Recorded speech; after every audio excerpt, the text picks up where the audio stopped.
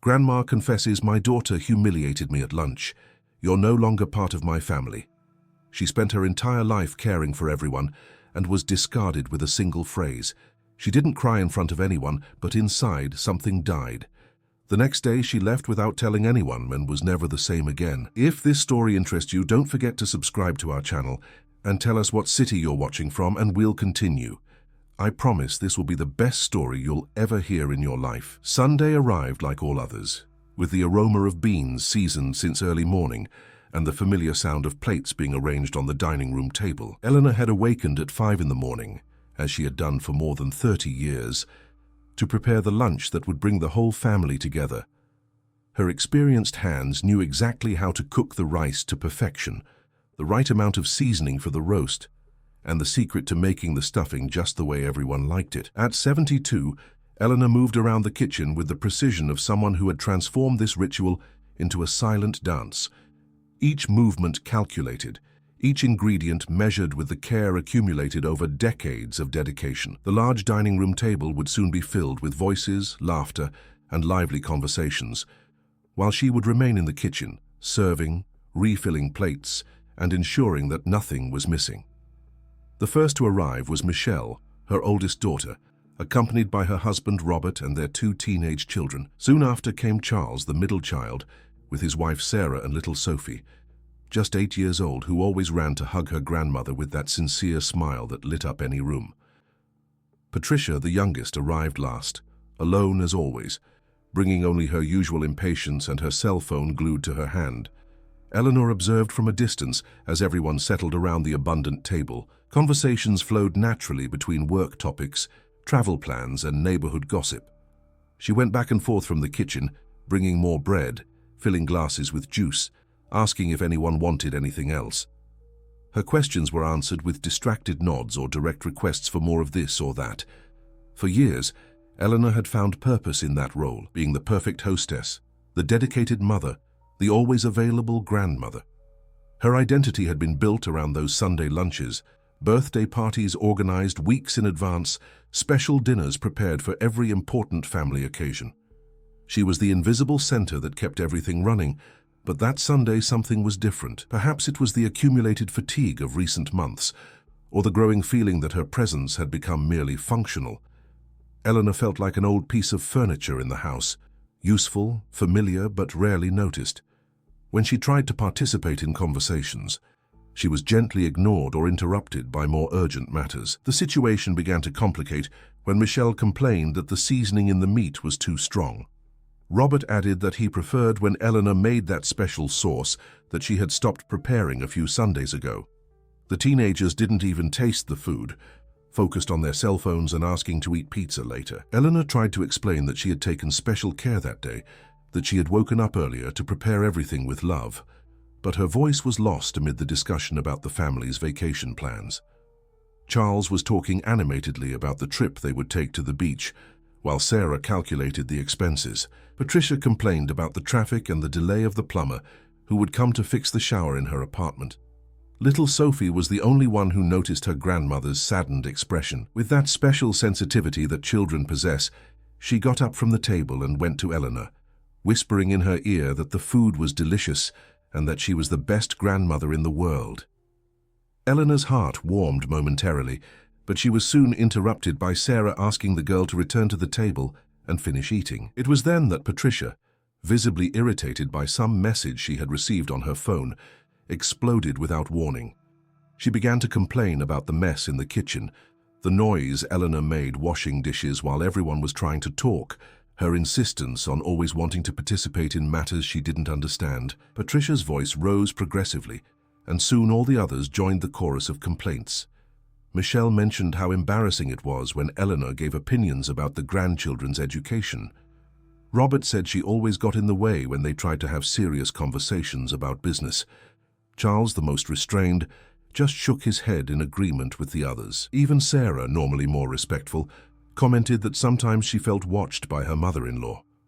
Eleanor remained standing at the kitchen entrance, holding the dish towel between her trembling hands, hearing each word like sharp blades piercing through decades of dedication.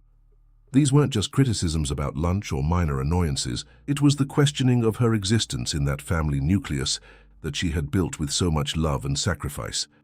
The final blow came when Patricia, at the height of her irritation, uttered the words that would forever echo in Eleanor's memory. "Mum, you need to understand that you no longer fit in this family. Your comments, your way of doing things, all of that is past its time. You simply don't belong to this family anymore." The silence that followed was deafening. Even the teenagers raised their eyes from their phones, sensing the gravity of what had been said. Sophie, without fully understanding the situation, began to cry softly. Charles tried to ease the tension by saying Patricia had exaggerated, but the damage was already done. Helena looked at each face around the table. She searched her children's eyes for some sign of regret, some gesture of defense, a word of contradiction to what Patricia had declared. But she found only embarrassment, averted gazes, and the discomfort of those who had witnessed something terrible but lacked the courage to confront it. For a moment, Eleanor felt the impulse to beg, to cry, to apologize for existing and getting in the way. For decades, this would have been her natural reaction. But something inside her had changed. Perhaps it was age, or the fatigue of a lifetime spent serving without ever being truly seen. Or perhaps it was simply the moment when a person decides that they deserve more than crumbs of affection. She didn't say a word. She just took off her apron, folded it carefully, and placed it on the kitchen counter. She walked to the table, collected some empty plates with her usual precision, and took them to the sink. Then she went to her bedroom and gently closed the door. Outside, the family continued lunch in an awkward silence. Gradually, conversations resumed, as if nothing had happened. Only Sophie continued to look at her grandmother's bedroom door, not understanding why her heart ached so much. On the Monday following that fateful Sunday, Eleanor woke up with a mental clarity she hadn't felt in years. She didn't go to the kitchen to prepare breakfast as she usually did. Instead, she remained sitting on the edge of the bed, observing the soft morning light entering through the bedroom window. For the first time in decades, the silence of the house was her ally, not her enemy. Throughout the night, Eleanor had reflected on Patricia's words. Each syllable of that terrible phrase echoed in her mind, but curiously, it no longer brought pain. It brought something different: determination. It was as if a thick fog that had enveloped her life for years had finally dissipated, revealing a completely new landscape. She dressed carefully, choosing an outfit that had been stored in the closet for a long time. A navy blue dress she had bought years ago but never worn because she thought it was too elegant for everyday life. That morning she felt deserving of elegance. She combed her grey hair differently, looser, less austere. She looked in the mirror and saw a woman she didn't recognize, determined, serene, awake. Her first stop was the bank. Eleanor walked through the neighborhood streets with firm steps, greeting neighbors who were surprised to see her out so early, unhurried, without her usual worried expression. At the bank, she requested a meeting with the manager. She wanted to understand exactly how her accounts worked, her investments, all the financial movements that she had always left in Charles's hands, who managed her finances to simplify her life. The manager, Mr. August, a middle-aged man who had known Eleanor for over 15 years, was surprised by her sudden interest in her own resources. During the meeting, surprising revelations came to light. Eleanor discovered that she had more money than she imagined, the result of decades of saving and a small inheritance from her mother that had yielded well over the years. She also discovered that Charles had made some significant withdrawals in recent months, always with her verbal authorization, but without her knowing exactly for what purposes. That same day, Eleanor requested the change of all passwords and access procedures to her accounts. She determined that, from that date, only she would have authorization for any movement. The manager tried to argue about the practicality of the previous arrangement, but Eleanor was inflexible. Her voice, normally hesitant in financial matters, sounded firm and decisive. On Tuesday, she sought out Christine Adams, a lawyer specializing in family law, who had been recommended by a former neighbor. The office was in the city center, in an elegant building that Eleanor had never imagined she would one day enter. The lawyer, a 50-year-old woman with a perceptive gaze and a welcoming manner, listened attentively to Eleanor's account. Christine explained in detail Eleanor's rights, the legal possibilities for protecting her assets, and the importance of formalizing her wishes in solid legal documents. Together, They began to draft a new will, much more specific and protected than the previous one. Eleanor determined that most of her assets would go to Sophie, her only grandchild who had always shown genuine affection, with a special clause ensuring that the girl would only have access to the resources when she reached adulthood and under judicial supervision. A significant portion would be allocated to institutions that cared for elderly women in situations of family abandonment, a topic that now deeply touched Eleanor's heart. Another part would be directed to organizations that promoted literacy and female empowerment, causes she had always been sensitive to but never had the courage to openly support. During this week of transformations, Eleanor also sought a private medical clinic to undergo a complete battery of tests. She wanted to have updated reports on her physical and mental condition, intuiting that she might need them in the future. The results were excellent. For a 72-year-old woman, Eleanor was in excellent physical shape, with fully preserved mental capacity. At Christine's request, she also underwent a detailed psychological evaluation. The psychologist, Dr. Marina Sanders, was impressed by Eleanor's lucidity and coherence. During the sessions, Eleanor spoke openly about decades of self-negation, about how she had built her identity exclusively around serving others, completely forgetting herself. It was during one of these sessions that Eleanor had an important revelation. The psychologist asked when was the last time she had done something purely for her own pleasure, without thinking about the needs of others. Eleanor was silent for long minutes, realizing that she couldn't remember. This realization, rather than saddening her, further strengthened her determination to change. On Friday of that transformative week, Eleanor received a call from Michelle. Her daughter seemed embarrassed, speaking hesitantly about the previous Sunday's lunch. She said that Patricia had exaggerated, that perhaps everyone was stressed, that Eleanor shouldn't take the words so seriously. She tried to minimize what had happened, suggesting that everything should return to normal the following Sunday. Eleanor listened patiently, without interrupting. When Michelle finished, she simply said that she was fine, that she held no grudge against anyone, but that she needed time for herself. Michelle insisted, asking if Eleanor was sick, if she needed anything, if there was something they could do. The concern in her daughter's voice was genuine, but Eleanor realized that it had only arisen when her absence began to affect the family routine. That night, Eleanor prepared a special dinner just for herself, not a simple and quick dinner as she had become accustomed to when she was alone, but a complete meal with an appetizer, main course, and dessert.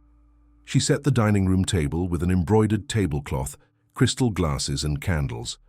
She dined slowly, savoring each bite, appreciating the silence and her own company. After dinner, Eleanor did something she hadn't done in more than 20 years.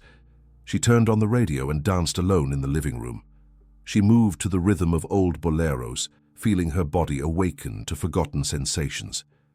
She danced until she was tired, laughing at herself, feeling alive in a way she had forgotten was possible. Before sleeping, she opened a new notebook she had bought during the week and began to write. Not a list of tasks or reminders for the family, but reflections about herself, about the years that had passed, about the dreams she had buried to care for the dreams of others. She wrote until late, pouring onto paper decades of stored feelings. Eleanor's transformation was just beginning, but it was already possible to perceive a fundamental change in her gaze. There was a new light in her eyes, an energy that sprouted from within. She wasn't just reacting to Patricia's cruel words. She was finally responding to an internal call that had been silenced for too long. 2 weeks after her silent transformation, Eleanor received an unexpected visit.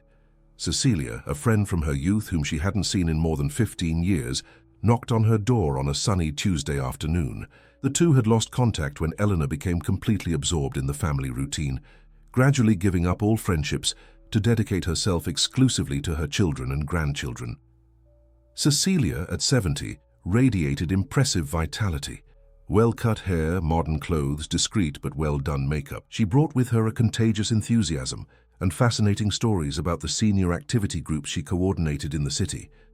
She talked about theater classes, reading circles, crafts workshops, and especially about the discussion group called Reborn Women, which brought together ladies who had rediscovered their own identity after turning 60. Eleanor listened to every word with growing interest. Cecilia noticed the transformation in her old friend and invited her to participate in one of the group's meetings. Initially hesitant, Eleanor ended up accepting, driven by a curiosity she hadn't felt in decades. The following Saturday, she met with 15 women of varying ages, all with similar stories of self-negation and subsequent rebirth. In that first meeting, Eleanor heard touching accounts from women who had gone through similar situations. Mrs. Aurora, 75, told how she had been committed to a psychiatric clinic by her children when she decided to travel alone for the first time. Mrs. Hope related how her grandchildren only sought her out on the eve of commemorative dates, always with requests for money. Each story echoed aspects of Eleanor's own experience, but she also heard extraordinary stories of overcoming. Mrs. Martha, 80, had created an NGO that offered sewing courses for women in vulnerable situations. Mrs. Beatrice, 68, had begun teaching cooking classes to young single mothers, teaching economical and nutritious recipes. The group wasn't just a space for lamentation, but a laboratory for reconstruction and empowerment. During these first weeks in the group, Eleanor began to develop a broader awareness of her situation. It wasn't just an isolated personal or family issue, but a social pattern that affected thousands of elderly women.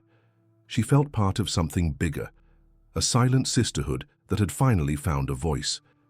It was Cecilia who alerted Eleanor about something worrying. During a casual conversation, she mentioned having heard comments in the neighborhood about Eleanor's strange change. Some neighbors said she was being influenced by opportunistic friends. Others whispered that perhaps she was beginning to show signs of mental confusion. The rumors were subtle but clearly orchestrated. Eleanor wasn't surprised. She had predicted that her transformation wouldn't go unnoticed and that there would be reactions. What she hadn't expected was the sophistication of the discrediting campaign being mounted against her. Charles had discreetly approached some neighbors, asking if they had noticed any strange behavior in his mother. Michelle had commented at the beauty salon that she was worried about her mother's rebellious phase. Determined to protect herself, Eleanor intensified her legal precautions. In addition to the medical and psychological reports already provided, she requested that Christine document each meeting and each decision made. She also began recording short videos explaining her choices, her motivations, and her full mental state. She created a detailed file of her transformation with dates, facts, and witnesses. The situation became complicated when Eleanor discovered, through casual information from her manager, that her name was being used in some dubious commercial negotiations. Charles had mentioned the possibility of safe investments for his mother in conversations with acquaintances, always emphasizing that she had considerable resources and was in a phase of wanting to spend. Intrigued, Eleanor decided to investigate. Through Cecilia, she got contacts of people who had been approached for these supposed investments. She discovered that it was a sophisticated scheme. Shell companies offered miraculous financial products specifically to elderly people with assets, taking advantage of family trust to validate transactions. Eleanor decided to act strategically. She scheduled a meeting with representatives of one of these companies, feigning genuine interest. She took a discreet recorder with her and asked detailed questions about the investment. During the conversation, it became evident that they already had intimate information about her financial situation, information that could only have come from someone very close. When she confronted Charles about the matter, he initially tried to deny any involvement, but Eleanor presented the recordings and documents she had collected. Cornered, Charles admitted that he had talked to some people about opportunities for his mother, but swore that his intentions were good, that he just wanted to help her make the money grow. It was at this moment that Eleanor discovered something even more shocking. Charles revealed, in a mixture of desperation and anger, that for months he had been withdrawing small amounts from her account to cover personal expenses. They weren't large values, always justified as temporary loans, but they were never returned. When Eleanor calculated the total, it came to a significant amount. The revelation was devastating, not for the money itself, but for the complete breach of trust. Charles, the son who had always seemed most responsible and respectful, had taken advantage of his position as financial proxy for his own benefit. The tears Eleanor shed that night weren't of self-pity, but of mourning for a relationship she thought was solid, and that she discovered was built on interests. The following Sunday, for the first time in more than 20 years, Eleanor didn't prepare the traditional lunch. When Michelle called asking if everything was okay for the family gathering, Eleanor calmly replied that there would be no lunch, that she needed more time for herself. The call ended with Michelle visibly irritated, saying she didn't understand her mother's tantrum.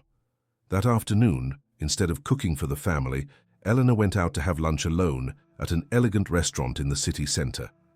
She ordered a sophisticated dish, a glass of wine, and a special dessert. She ate slowly, observing the movement of people, feeling part of the world in a new way. Some people looked at her curiously, surprised to see an elderly lady alone in a fine restaurant, but Eleanor held their gaze with serenity. When she returned home late in the afternoon, she found several messages on her cell phone. Michelle said she was worried. Charles asked where she was. Patricia had sent an irritated audio message saying that her mother was creating unnecessary drama. Only one message touched her, an audio from Sophie, with her sweet little voice, saying she missed her grandma and asking when they could see each other again.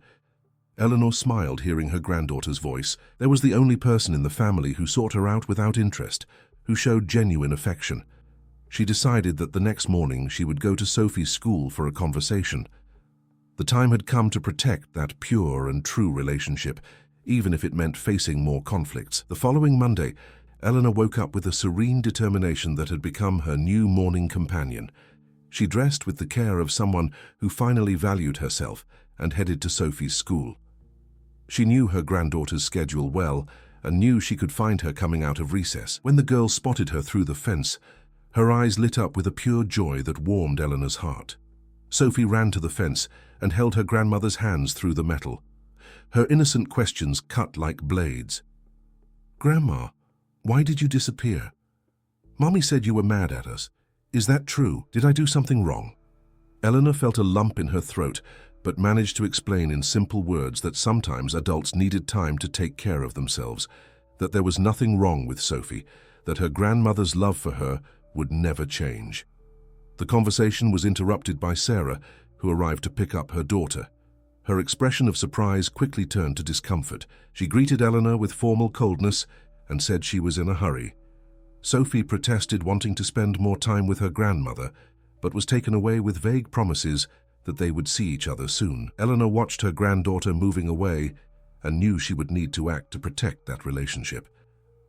That afternoon, Eleanor received an unexpected call from Christine. A formal request for civil interdiction against Eleanor had arrived at the office filed by her own children. The document alleged erratic behavior and irresponsible financial decisions as justifications for declaring her legally incapable of managing her own assets. The lawyer explained that this was a common legal strategy when families wanted to take control of elderly people's assets. Fortunately, Eleanor was already prepared for this possibility. All the medical reports, psychological evaluations, and recordings she had provided in previous weeks formed a solid body of evidence of her full mental capacity. But what shocked Eleanor most was discovering that the action had been signed not only by her 3 children, but also included testimonies from neighbors and even a doctor who claimed to have observed signs of confusion in previous consultations. It was a campaign orchestrated with surgical precision, probably planned for weeks. Christine worked with impressive efficiency. In a few days, she managed to dismantle each allegation with compelling evidence. The recent medical reports completely contradicted the opinion of the bought doctor. The recordings of Eleanor's conversations demonstrated absolute lucidity. Witnesses from the Reborn Women group confirmed her active and coherent participation in activities. The interdiction process was archived before even reaching a hearing, leaving the requesters in a legally embarrassing situation. More than that, the failed attempt at interdiction served as additional proof of Eleanor's mental competence and her children's bad faith.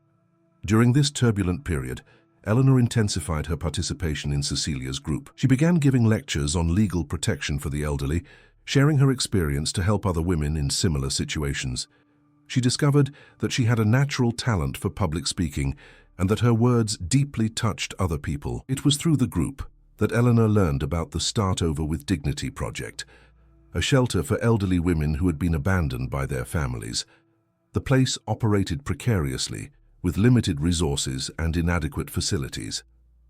Eleanor decided to use part of her resources to completely renovate the shelter, creating a dignified and welcoming environment. The project became her new passion. Eleanor not only donated money, but began to frequent the shelter regularly, organizing activities, talking with the residents, listening to their stories. She discovered that many of those women had gone through situations identical to hers, but without having had the resources or the luck to protect themselves in time. One of these women was Mrs. Joan, 68, who had been expelled from home by her children after the sale of the family property. Joan arrived at the shelter in a state of deep depression, feeling useless and disposable. Eleanor spent weeks talking with her, sharing her own experience, helping her rediscover her dignity. Together, Eleanor and Joan started a digital literacy project for elderly women. They taught other ladies to use cell phones, computers, and social networks, not just as practical tools, but as instruments of reconnection with the world. The project grew rapidly, attracting volunteers and gaining recognition in the community. It was during one of these classes that Eleanor received a completely unexpected visit. Sophie had managed to convince her father to bring her to the shelter. The girl wanted to understand where her grandmother spent so much time and why she could no longer visit her at home. Charles, visibly embarrassed but curious, ended up coming in to see the project. What Charles saw deeply impressed him. Eleanor wasn't simply spending money on charity, as he had imagined. She was leading a structured social project with real impact on the lives of dozens of people. His mother, whom he had always seen only as the dedicated housewife, revealed herself to be a woman with leadership capacity and social vision that he had never imagined existed. During this visit, Sophie was enchanted by the environment and especially by the way all the ladies treated her grandmother with deep respect and affection. The girl realized that there her grandma was seen as an important person, admired, heard. It was very different from the way the family treated her at home. A few days later, Eleanor received an unexpected letter from Patricia. It wasn't a formal apology, but a vulnerable confession. Patricia wrote about her own life in crisis, about the separation process she was facing, about how she had started therapy and discovered that she was replicating toxic family patterns without realizing it. The letter revealed that Patricia had grown up seeing her mother always in a position of servitude, always available, always silent. Unconsciously, she had learned that this was the natural role of older women in the family. Therapy had helped her understand that her irritation with her mother came, in fact, from the fear of aging and becoming irrelevant as she judged Eleanor to be. Patricia didn't ask for forgiveness in the letter because she knew that would be insufficient. She only asked for a chance for Sophie to continue having contact with her grandmother, recognizing that this relationship was precious and healthy for the child. She promised not to interfere in Eleanor's life anymore, respecting her choices and her new trajectory. Eleanor read the letter several times, feeling a complex mixture of emotions. There was no more anger or resentment, just a serene sadness for the daughter who had lost so many years imprisoned by destructive patterns. She decided to accept the proposal, but with clear conditions established through Christine. A schedule of visits for Sophie was defined, always in a neutral environment and with respected times. Eleanor also established that she would not return to cooking for family gatherings or assuming any service role. Her doors would be open for relationships based on genuine affection and mutual respect, not on need or convenience. The first meeting with Sophie after the agreement was magical. Eleanor took her granddaughter to see her new world, the shelter, the friends from the Reborn Women group, the garden she had begun to cultivate at home.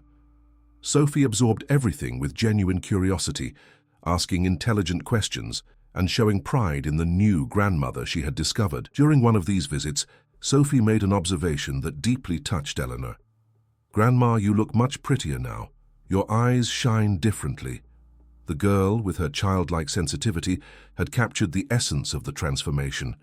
Eleanor wasn't just more put together or more active, she was genuinely alive. Months later, on her 73rd birthday, Eleanor organized a party completely different from all previous ones. Instead of cooking to receive her children, she rented a hall and invited her new friends, the women from the shelter, the students from the digital literacy project. It was a celebration of her new life, of her rediscovered identity. Sophie was the only family representative present, arriving accompanied only by Charles, who had finally understood the magnitude of his mother's transformation. He didn't offer formal apologies, but his respectful presence and admiring gaze said everything that needed to be said. During the party, Eleanor gave a small speech, She talked about new beginnings, about the importance of never giving up on oneself, about how true love should liberate, not imprison. Her words echoed in the hall, full of women who had found, through her story, courage to write their own narratives of rebirth. That night, returning home, Eleanor looked at herself in the mirror and saw a complete woman. No longer the self-sacrificing mother, the available grandmother, the invisible woman. She saw a whole person who had discovered that there was still time to be the protagonist of her own story. She had learned that love, to be true, needs to be free, that respect is not begged for, it's earned, and that it's never too late to rediscover oneself. Sophie, who had stayed to sleep at her grandmother's house that special night, whispered before falling asleep, "Grandma, I want to be just like you when I grow up, strong, free, and happy."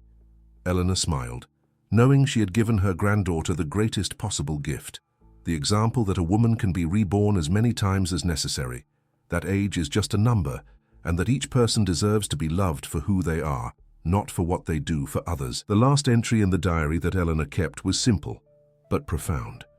"Today I discovered that starting over is not a privilege of youth. It is the right of any person who chooses to honor their own life. I am 73 years old, and I am just beginning." End of the story. Dear listeners, we hope that Eleanor's story has touched your hearts and inspired reflections on the value and dignity that each person deserves, regardless of age.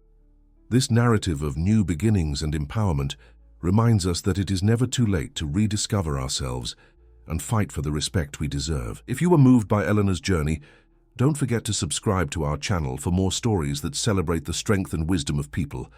Like this video if it made you reflect on your own family relationships and how we treat our loved ones.